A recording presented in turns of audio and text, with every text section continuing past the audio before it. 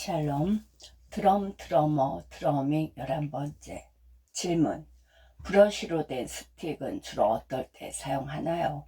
우드 스틱과 어떤 차이가 있는지, 연주곡이나 연습법이 따로 있는지 궁금합니다. 브러쉬는 재즈 음악의 베이스 솔로인과 같은 잔잔한 부분이나 보컬과 함께하는 경우, 메인 악기의 출력이 크지 않은 오보에 클라리넷, 플루트와 연주할 때 사용합니다. 기본적으로 스틱처럼 기초 루디먼트 훈련을 하고 브러쉬로만 낼 수 있는 소리, 즉 빗자루처럼 쓸어내는 소리와 와이어의 끝으로 가볍게 튕겨내는 소리 등을 따로 익숙해지도록 연습해야 합니다. 이러한 브러쉬 연습은 악기가 없어도 가능합니다. 책상의 표면을 드럼으로 삼아 연습할 수 있고, 만약 유리가 깔려 있거나 너무 매끄럽다면 반듯한 종이를 붙여 비비기와 스트로크를 연습할 수 있습니다. 라이브로 연습할 때에는 곡의 분위기에 따라서 초반에는 브러쉬로 잔잔하게 시작해 후반에는 우드 스틱을 사용하기도 합니다. 브러쉬는 섬세하게 다루어야 하기 때문에 익숙해지기 위해서는 많이 연습을 해야 합니다.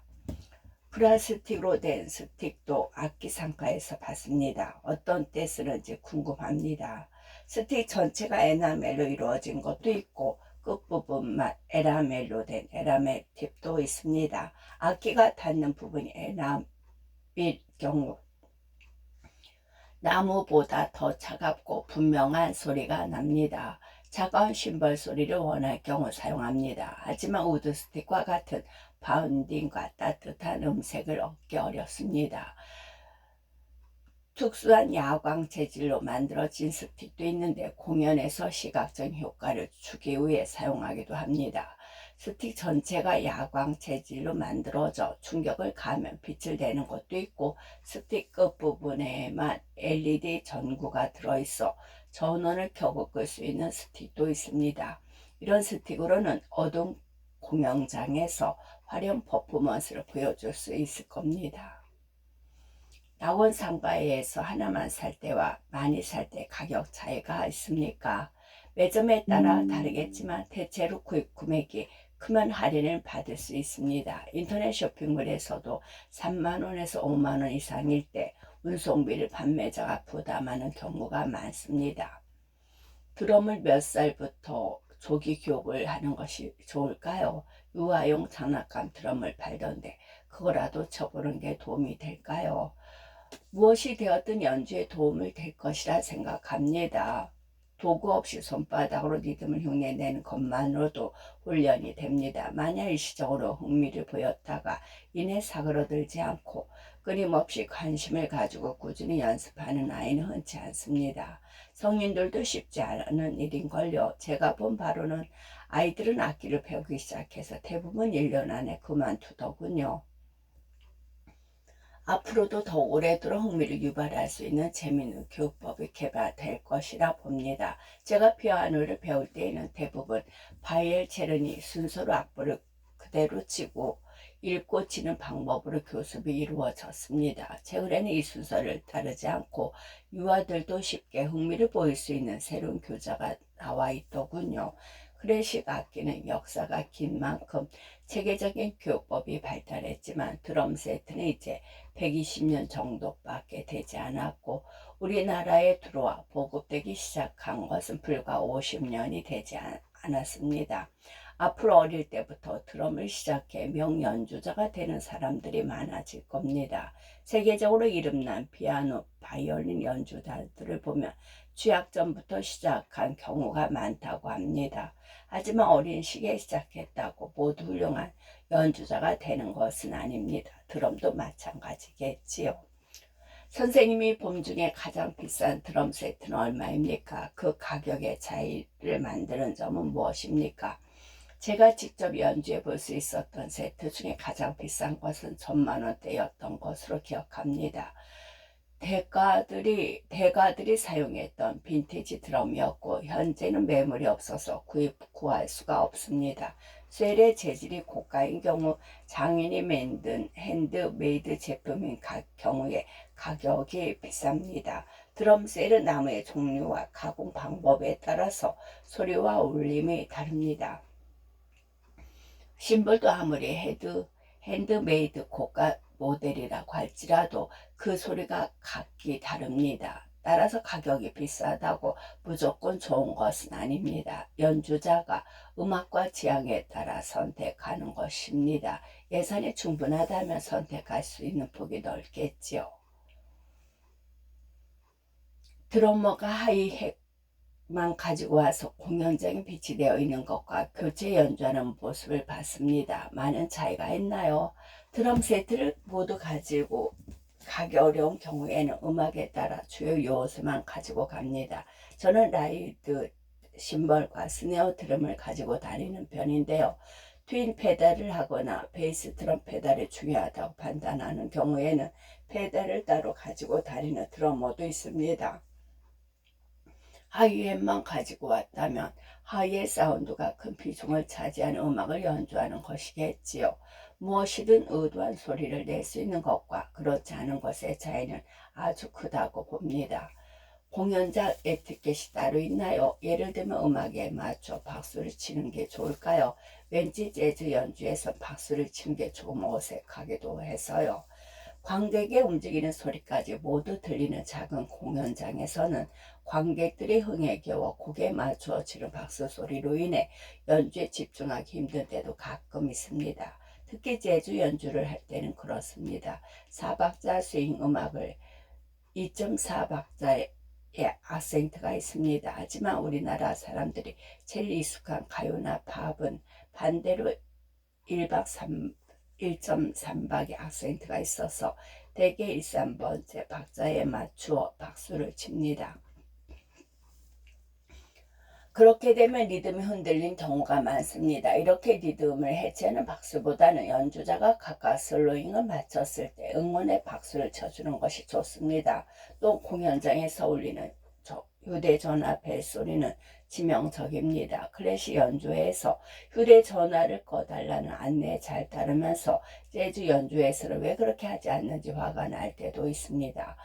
아무리 술과 음식이 자유로운 레스토랑이나 바에서 하는 연주일지라도 잔잔한 곡을 연주하고 있는데 너무 큰 소리로 떠들면 방해가 됩니다. 반면 음악에 맞춰 자연스레 춤을 추는 것은 매우 환영합니다.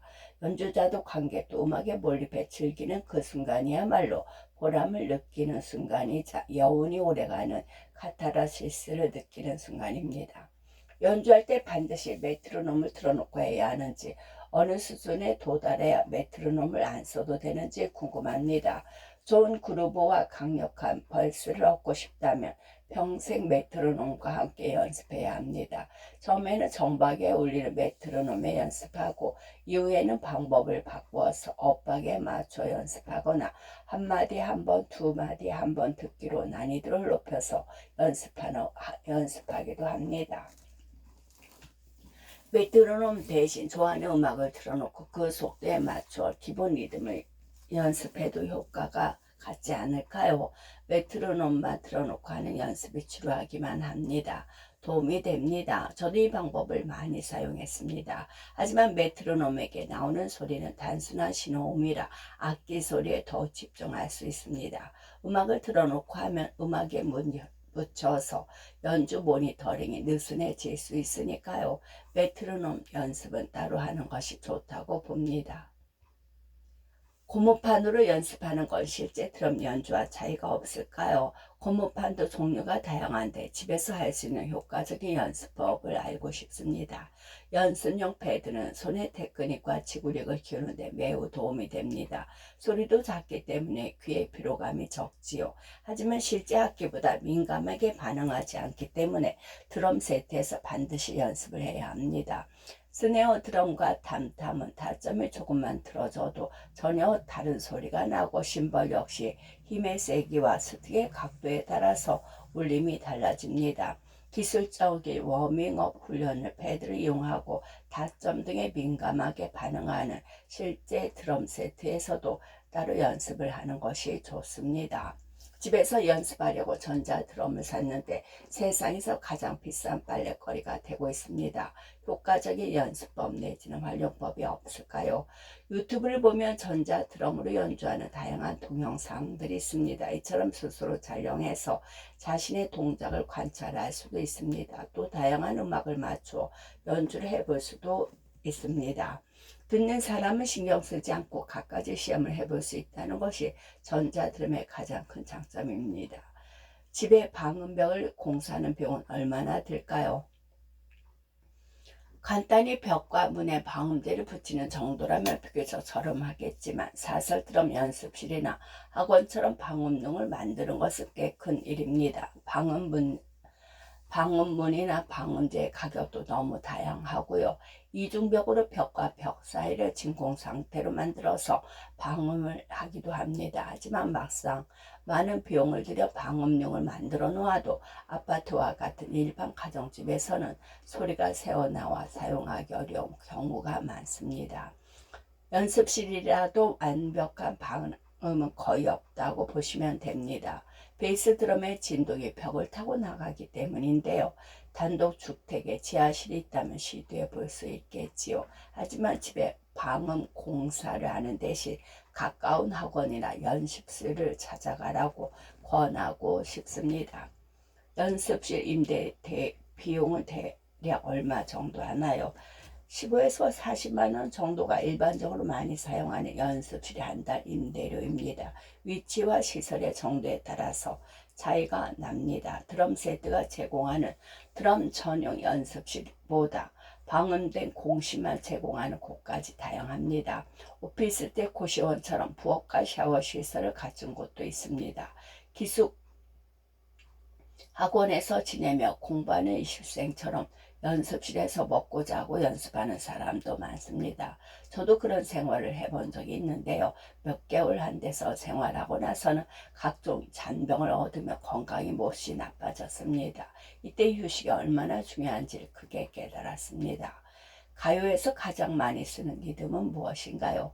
대부분 스트레이트한 백피드입니다. 8분 음표와 16음표를 사용한 롱 리듬과 팝 스타일이 많습니다. 하지만 스윙 셔플, 보사노바, 트리폴 등 다양한 리듬의 곡을 발표하는 뮤지션도 많습니다.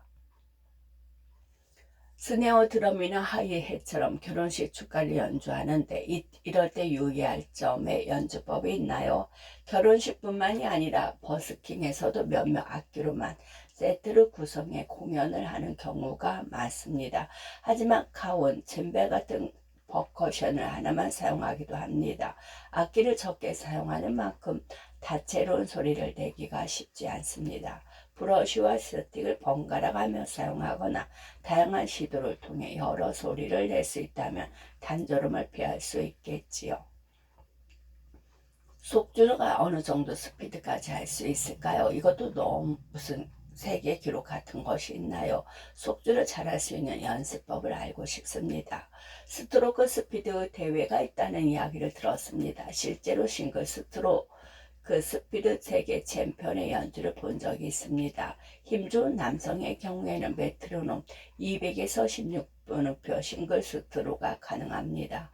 스트로크 스피드는 스스로 연주하기에 답답하지 않을 정도로 발달시킨다면 좋겠지요.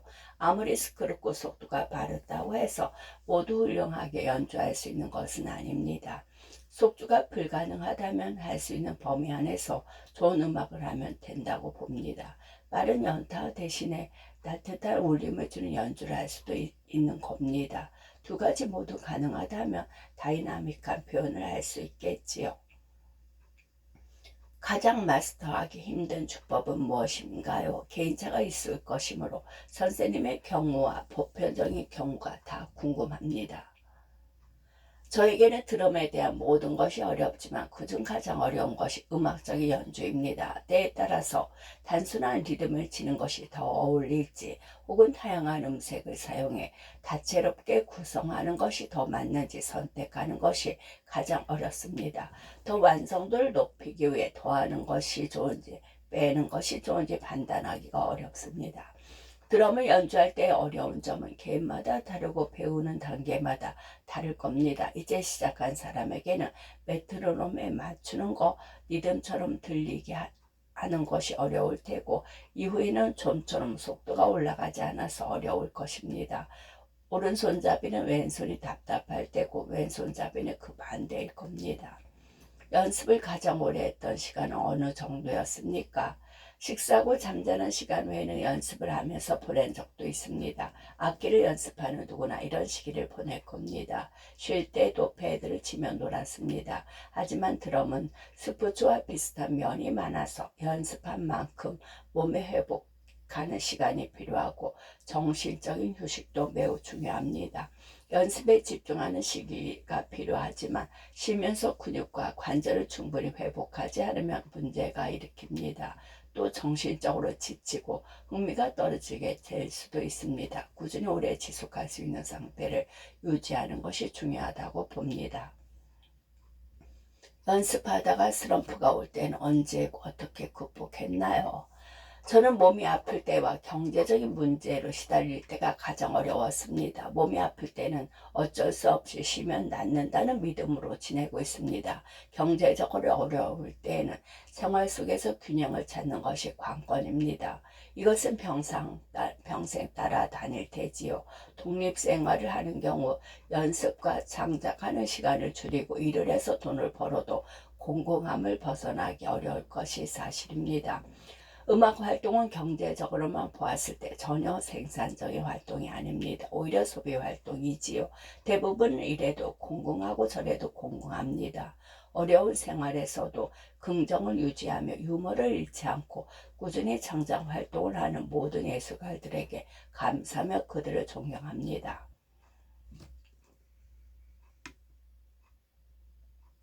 전자 기타의 이펙터처럼 드럼에도 이펙터가 있나요? 내 악기를 튜닝하는 것 이상으로 특별한 음색을 원할 때 사용합니다. 어쿠스틱 드럼에 이펙터를 연결해서 사용하거나 심플러나 전자패드를 사용하기도 합니다. 드럼을 배우러 온 사람을 보고 발전 가능성이 있겠다고 느꼈을 때는 어떤 경우인가요? 리듬감, 체력, 순발력, 멘탈, 태도 등 유머 감각과 타고난 흥이 보이는 경우입니다. 리듬감, 체력, 순발력, 멘탈, 태도 모두 뛰어난 학습자가 되는 데 중요합니다.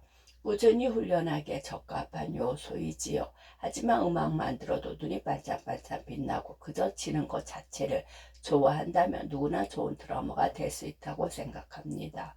테크닉을 배우고 난 이후에는 연주자만의 아이디어가 필요한데 유머 감각이 있다면 좋은 아이디어도 있다고 봅니다. 또한 사람의 마음을 움직이는 연주를 하려면 흥이 많은 감성적인 사람이 유리하겠지요. 선생님이 프로 연주자를 평가할 때 좋은 연주자인지 그저 그런 연주자인지 판단하는 포인트는 무엇입니까? 연주에서 어느 한 부분이라도 마음을 움직인다면 좋은 연주자라고 생각합니다.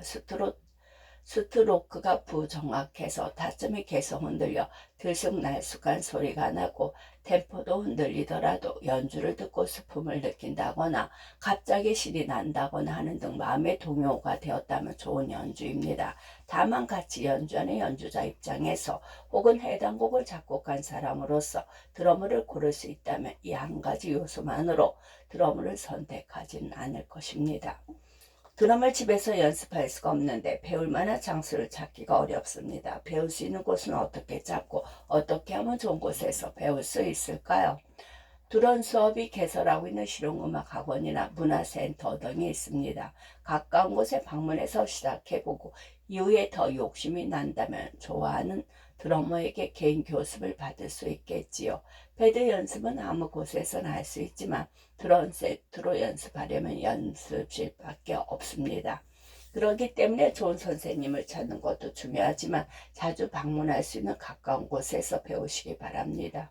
헬스장도 좋은 분위기를 찾아서 멀리 있는 곳에 등록해봤자 갖가지 핑계로 안 가게 됩니다. 연습하기에 집 가까운 곳이 최고라고 생각합니다. 드럼을 치는 드러머의 자세가 조금 민망해 보입니다. 여성 드러머의 경우 옷을 신경 써서 입어야겠죠. 자세를 너무 신경 쓸 필요는 없습니다. 왜냐하면 드럼은 대부분 무대 뒤에 위치하고 있거든요. 또 미니스커트를 입고 연주한다고 해도 세트에 가려져서 정면 상체만 보입니다. 드러머는 앉아서 연주하던데 드럼용 의자가 따로 있나요? 있다면 어떤 것을 사용하면 좋을까요? 드럼을 전문적으로 생산하는 악기 브랜드에서 나오는 드럼용 의자가 따로 있습니다. 오래 앉아 있어도 불편하지 않도록 인체 공항적으로 만들어져 있어서 확실히 편합니다. 허리가 편하도록 등받이가 있기도 하고 높낮이를 쉽게 조절할 수 있으며 견고하게 만들어졌습니다. 하지만 반드시 이런 고가의 드럼용 의자를 사용해야만 하는 것은 아닙니다. 아무 의자나 연주하기에 불편하지만 않으면 사용할 수 있습니다. 단 팔걸이가 있어서 연주하는데 걸리적거리거나 바퀴가 있어서 미끄러지는 의자는 피해주세요. 엉덩이 쿠션은 복신한 것이 편합니다. 드럼을 치면 귀가 많이 상하지 않을까요? 울림이 강한 소리를 계속 장시간 듣기 때문에 정력이 약해질 수 있습니다. 오랜 시간 연습할 때 귀마개를 사용하세요. 편의점이나 문구점에서 파는 1,000원짜리 이어플러그를 사용해도 좋고 악기 브랜드에서 나오는 드럼 전용 자음폰을 사용해도 됩니다. 혹은 상용용, 공업용 자음폰으로 등을 사용해도 좋습니다. 간혹 대형 뮤직 페스티벌에서 어린아이들에게 이 자음폰을 씌운 모습을 볼 수 있습니다. 밴드 콜드플레어 공연 비디오에서 배우 기네스 펠트로가 아기에게 자음폰을 씌워 안고 있는 모습을 본 적이 있습니다. 가능한 한 모든 방법을 동원해 정력을 보호하는 것이 좋겠지요. 드러머도 작곡에 참여하나요? 앨범의 전곡을 작사, 작곡하고 자신의 이름으로 음반을 발표하는 드러머가 많습니다. 또 밴드 음악은 각자 자신의 악기 부분을 연주자 본인이 구성합니다. 그것만으로도 작곡과 편곡에 참여하는 것이지요. 밴드 크라잉넛은 멤버 전원이 작곡을 하는 것으로 유명합니다. 히트곡 중에서 베이시스트 드러머가 쓴 것도 많습니다. 공연이나 라이브 동영상을 보면 드러머는 항상 잘 안 보이는 뒤에 있던데요. 왜 드러머는 뒤에 있나요? 아무래도 드럼 소리가 다른 악기 소리에 비해 절대적으로 크다 보니 전체적인 사운드의 균형을 맞추기 위해서 뒤에 위치합니다. 콘서트에서 드럼 세트 앞에 투명한 벽이 있는 것을 보았습니다. 이 벽은 무엇인가요? 차음벽입니다. 세트 주변 밖으로 나가는 소리를 줄여줍니다. 이것은 드럼을 뒤에 두는 것으로 균형을 맞추기 어려울 때 사용합니다. 또 차음벽으로 인해서 음색이 한결 부드럽게 전달되기도 하는데 톤을 조절하기 위해서 사용하기도 합니다. 피아노에 절대 음감이 있는 것처럼 드럼에도 절대 박자가 있나요? 글쎄요. 그런 사람은 아직 못 만나봤습니다. 다만 더 짧은 시간에 기술을 익히는 사람은 있는 것 같습니다.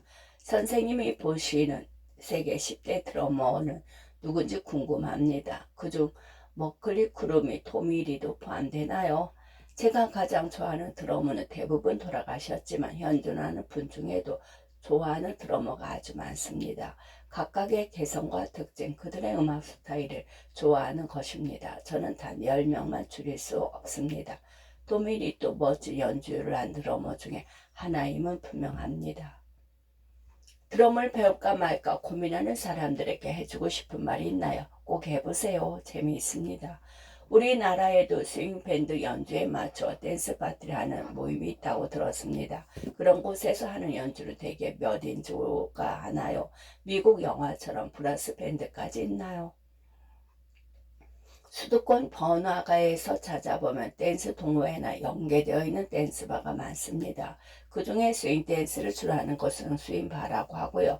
홍대 근방에 5개에서 6개 댄스바가 있습니다. 그곳에서 20, 30대 주로 스윙 댄스를 즐긴다고 합니다. 제가 방문한 곳은 홍대 신촌사에 있었는데 일요일 밤에 100여 명 젊은이들이 파트너를 바꿔가며 신나게 스윙 댄스를 추고 있는 모습이 아주 인상적이었습니다. 다른 세상에 온 것 같은 기분이었습니다. 이런 스윙바에서는 밴드를 초청 고용해서 행사를 합니다. 밴드 구성은 때에 따라 혹은 예산에 따라 달라지겠지요. 선생님이 기억하는 최고의 연주와 최악의 연주는 어떤 상황이었나요? 제가 생각하기에 아직 최고의 연주를 한 적이 없습니다. 최악의 연주는 셀 수 없이 많습니다. 연주에 관계없이 황당한 상황도 많았는데요. 그중에 생각나는 일화라면 연주 중에 말을 거는 관객이 있었습니다. 아마 제 기억으로는 느린 발라곡이었던 것 같은데요.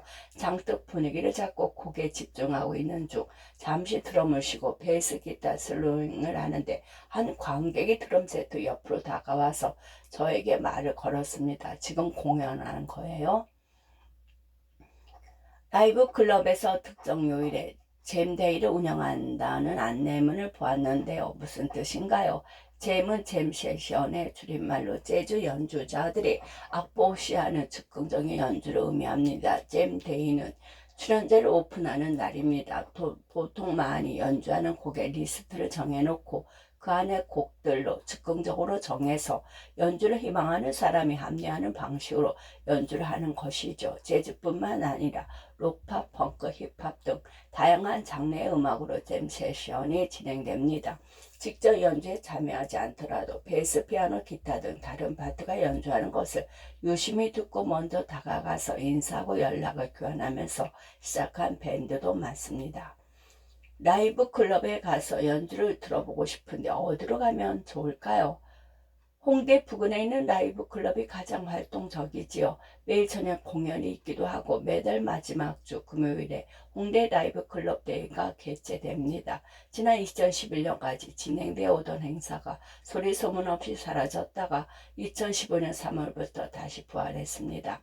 본래 클럽에 들어갈 때는 입장료와 음료비를 따로 지불해야 합니다. 만약 클럽 두 곳에서 공연을 본다면 입장료와 음료비를 두 번 지불해야 하는 것이지요. 하지만 이날 하루는 티켓 한 장으로 홍대에 있는 10여 개의 클럽을 마음대로 돌아다닐 수 있습니다. 초저녁부터 새벽까지 공연 스케줄이 짜여 있는데 40팀 이상의 밴드와 뮤지션이 공연을 합니다. 모든 클럽이 걸어서 이동할 수 있을 정도로 가깝기 때문에 보고 싶은 공연을 클럽을 옮겨가면서 볼 수 있습니다. 이왕 날 잡고 가신다면 라이브 클럽 데이 검색해 공연 날짜와 참여 클럽의 위치, 공연팀 정보를 찾아보는 것이 좋습니다. 클럽도 대부분이 술을 취급하기 때문에 안타깝지만 미성년자는 출입 금지입니다. 홍대 부근 외에도 괜찮은 라이브 클럽이 있다면 추천해 주세요. 우선 교대역 근처에 있는 디바 아누스라는 클럽이 있습니다. 이것은 한국 재즈 보컬리스트 1세대 박성현 선생님이 운영하는데요. 매일 박성현 선생님이 직접 공연하기 때문에 특별한 경우를 제외하고 선생님의 노래를 들을 수 있습니다. 매년 11월 22, 23 양일간 클럽의 오픈을 기념하는 공연과 함께 잼데이 행사를 엽니다.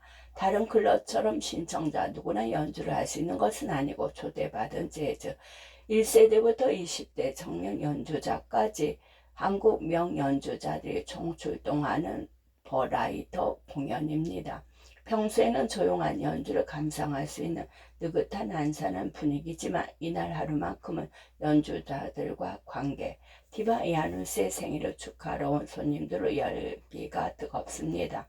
미리 예약하지 않으면 서서 봐야 할 수도 있는데 밤 12시간 넘은 늦은 시간에 다른 클럽에서 연주를 마치고 차례로 모이는 연주자들로 새벽까지 재미 계속됩니다. 그야말로 최고의 연주자들의 총출동한 슈퍼잼데이라고 할 수 있습니다. 재즈 1세대 보컬리스트 박성현 선생님이 주인이기에 가능한 행사입니다. 서울대학교 가까이에 자리한 재즈클럽도 또 추천하고 싶습니다. 낙성대 근처에 재즈앨리와 모베리 블루스 두 클럽을 마주보고 자리하고 있습니다. 매년 10월이 되면 골목 재즈 페스타라는 행사를 하는데 두 클럽이 연계 티켓 한 장으로 두 곳의 공연을 자유롭게 관람할 수 있습니다. 행사가 가까워지면 클럽의 웹사이트와 SNS를 통해 공연 스케줄과 연주자에 대해 홍보하고 있으니 미리 확인하고 공연을 찾아가도 좋습니다.